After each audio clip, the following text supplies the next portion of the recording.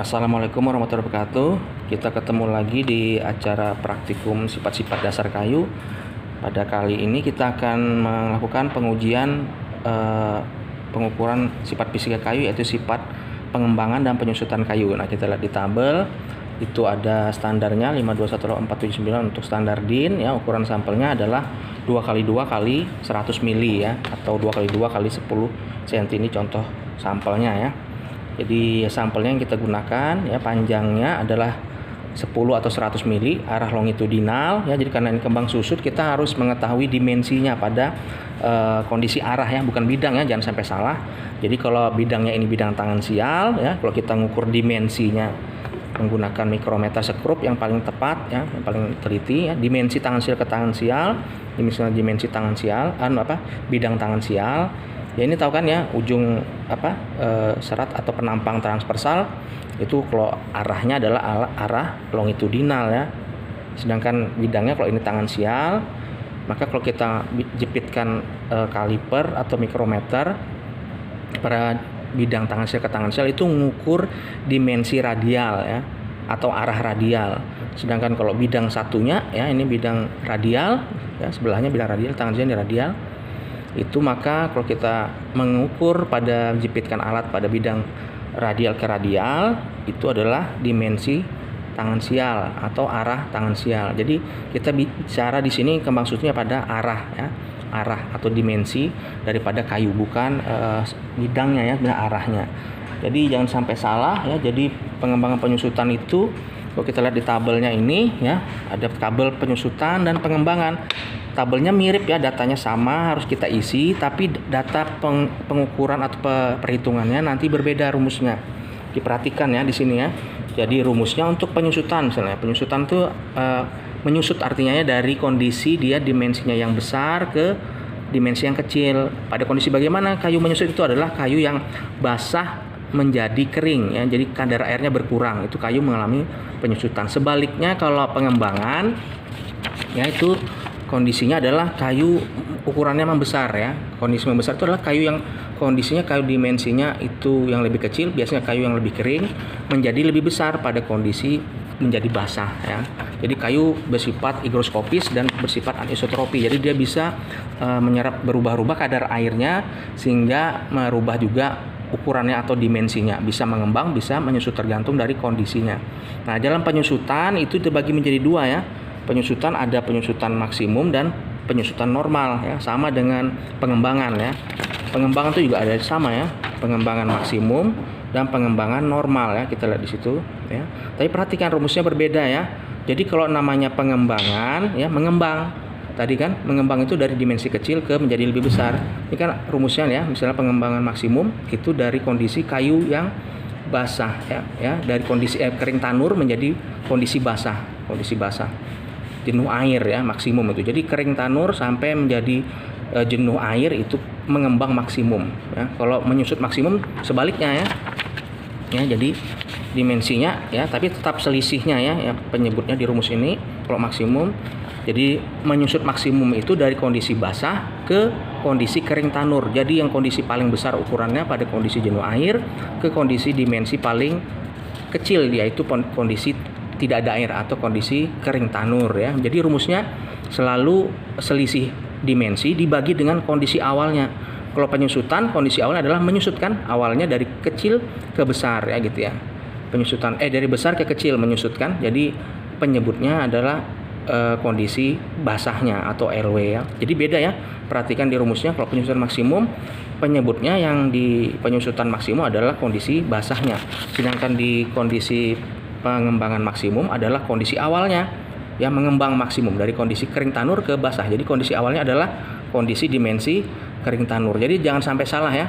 Kondisi penyebutnya adalah selalu kondisi awal dari pengukuran apa yang akan kita lakukan, apakah pengembangan atau penyusutan. Kalau pengembangan dari kecil ke besar ya, kecilnya adalah kering tanurnya ya. Kalau penyusutan sebaliknya ya, gitu ya. Ini lagi kondisi awalnya adalah menyusut maksimum ya, dari basahnya ke kering tanur. Jadi kondisi awalnya adalah dimensi kering tanur. Sama ya, yang normal gitu juga ya.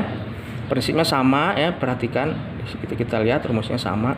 Jadi jangan sampai salah. Nah, kemudian selain pengembangan penyusutan tadi maksimum normal, Kalau normal ini dari kondisi menyusut normal, dari kondisi normal ya disimpan dalam ruang konstan ke kering tanur ya. Sedangkan kalau pengembangan normal itu sebaliknya ya, dari kering tanur ke normal ya. Jadi ada maksimum, ada normal. Sedangkan pengukuran lainnya adalah melengkapi pengembangan volumeter maksimum ya, pengembangan dijumlahkan pengembangannya untuk maksimum arah radial, tangan sial dan longitudinal ya. Dijumlahkan semua volumeter maksimum. Anisotropinya ya ini ya, pengembangan ya. Jadi pengembangan maksimum pada arah tangan sial dibagi dengan pengembangan maksimum arah radial ya. Sama ya dengan ini rumusnya volumeter penyusutannya. Tuh, kita bisa lihat dijumlahkan semua ya, penyusutannya, anisotropinya juga demikian. Tapi yang diukur penyusutan anisotropi adalah nilai penyusutan maksimum tangan sial dibagi dengan penyusutan maksimum pada arah radial ya. Jadi yang kita bikin tabelnya seperti ini. Yang kita perlukan adalah pengukuran dimensi kayu kondisi normal, nanti kering tanur harus kita dapatkan juga di oven, dan kondisi basah ya, atau jenuh air, betul-betul jenuh, untuk mendapatkan nilai pengembang penyusutan maksimum dan normal. Nah, nanti yang berikutnya kita masukkan nilai-nilainya, angka penyusutan maksimum normal mengikuti rumus tadi ya, volumetrik maksimum sama anisotropi penyusutan maksimum, sama ya gitu ya. Jadi datanya yang ini, dimensi ini sama semua nanti hasil pengukuran, tapi nilai ini berbeda antara penyusutan dengan pengembangan ya, diperhatikan ya, karena rumusnya berbeda. Nah, untuk prosedurnya, jadi kita perlu sampel ukuran tadi 2x2x10 sesuai standar DIN ya, 5218479. Nah, jadi kita tentukan dulu. Jadi bikin sampelnya harus benar ya untuk pengembangan penyusutan, jangan sampai nanti bidangnya tidak sesuai. Jadi mungkin di nanti video yang lain dijelaskan bagaimana mendapatkan pembuatan sampel yang benar untuk mendapatkan bidang yang benar ya, atau arah yang benar ya. Jadi pertama kita ukur adalah dimensi longitudinalnya seperti di rumus ya, di rumus tadi dimensinya ya. Jadi dimensi normal ini kita anggap sudah disimpan dalam ruang konstan ya, ruang konstan, atau di laboratorium kita ruang konstan pada kondisi 20 plus minus 1 derajat Celcius, kelembapan 65 plus minus 3%, sampai kadar airnya setimbang dalam ruang konstan, itu kadarnya berkisar antara kurang lebih 12% ya. Jadi kita ukur dimensinya menggunakan untuk dimensi normal ya, kita pakai untuk dimensi longitudinal pakai kaliper aja, kita jepit ya longitudinalnya, dimensi L nya pada kondisi normal. Nah, kita baca angkanya ya. Nah, ini 9,9 cm atau 99 mili, kita lihat angka garis di bawahnya yang sejajar di atasnya ya, 99, kalau saya lihat di sini ya, mungkin di video tidak terlalu jelas, 55 ya. Jadi 99,55 ya. Kita lihat garisnya memang di antara 99 sama 10 ya, sampai 100 ya, 9,9 cm sampai 10 cm. Jadi 99,55 mm ya. Mudah-mudahan jelas di situ ya. Nah, tuh kelihatan ya. Nah, sudah dapat kita catat ya dimensi longitudinal ya tadi ya. Masukkan normalnya di longitudinal. Sini kondisi normal, longitudinal. Nah, untuk dimensi radial dan tangan sial. Nah, pertama kita tentukan bidangnya sesuai pemotongan sampel ya. Kita dapatkan kalau sudah kita tahu ini tangan sial, misalnya ini radial. Nah, kita untuk menentukan titik pengukurannya kita buat garis ya kayak gini ya. Nah, kita bikin diagonal dari ujung ke ujung ya, masing-masing bidang tangan sial radial. Ini misalnya bidang tangan sial ya, kita bikin ya ujung ke ujung ini pakai penggaris, pakai pensil atau pulpen. Sama ya, radialnya kita gitu juga garis sampai mendapatkan titik potongnya ya. Titik potongnya adalah titik nanti kita ngukur menggunakan mikrometer sekrup ya. Kalau pakai kaliper kurang teliti ya, karena digitnya tidak bisa hanya 0 atau 5 ya. Kalau ini lebih teliti ya, menggunakan mikrometer sekrup. Nah, jadi caranya ini misalnya ini tangan sial ya, bidang tangan sial. Ya, kalau kita tadi bilang jepit tangan sial ke tangan sial itu adalah dimensi radial ya, atau dimensi arah radial. Kita tetap paskan ya di pertemuannya, kita putar ininya yang pemutar kasarnya, tapi sudah dekat jangan terjepit dulu ya, baru nanti kita putar yang penyetel mikronya ya sampai dia berbunyi ya. Nah, jadi tidak perlu diputar ini kuat-kuat, nanti kalau kuat ini tertekannya terlalu dalam ya, nanti bukan dimensinya nanti tidak sesuai, karena ini mungkin akan menembus kayunya ya. Anggaplah tadi kita sudah pas di sini ya. Nah, ini. Bergeser lagi. Nah ya sudah ya, kita kunci yang ini biar nggak bergeser, baru kita baca angkanya ya di sini, kemudian kelihatan. Nah itu kita bisa lihat itu dimensinya nggak sampai 20 ya kan, ukurannya 2x2 kan ya, jadi 2 cm kali 2 cm atau 20 mili kali 20 mili. Nah nggak sampai 20 itu ya, itu 19, tapi di bawahnya ada lagi ya lewat 5 ya lewat 5. Nah itu lewat 5 sedikit ya, kita lihat garis bawahnya. Nah itu ya. Nah jadi ukurannya adalah 19 tadi, misalnya tadi di sini ya. Nah kita jumlahkan angkanya, jadi ukurannya adalah 9,5 tambah 15 ya, 15, 5 nya ditambah 15, 9,5 ya, jadi 9,65. Tapi tadi sebenarnya di sini tadi ukurannya tadi ya. Nah tadi di sini ya, kita ukur ulang aja. Kalau posisi berubah biasanya berubah lagi tuh, tangan sial ke tangan sial. Nah gitu ya. Nah itu kita ukur ya, jadi 1 ya, 1,9 tadi, 1,9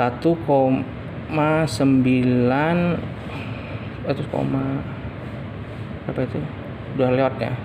Nah ini 36 ya, kita tambahkan hampir 2 ya, jadi 1, berapa tuh, udah sampai 2 ya, sampai 2 tadi ya. Jumlahkan belakangnya dengan itu ya. Ya, jadi kita dapat 1,9 tadi 36 ya, tambahkan angkanya ya, belakangnya. Setelah kita dapat dimensi, kita masukkan di sini, dapat ya, dimensi tangan sial. Kemudian radialnya gitu juga ya, radialnya jepit gitu juga, ada garisnya gitu juga ya kan, dapatlah kita dimensinya ya. Nah kita dapat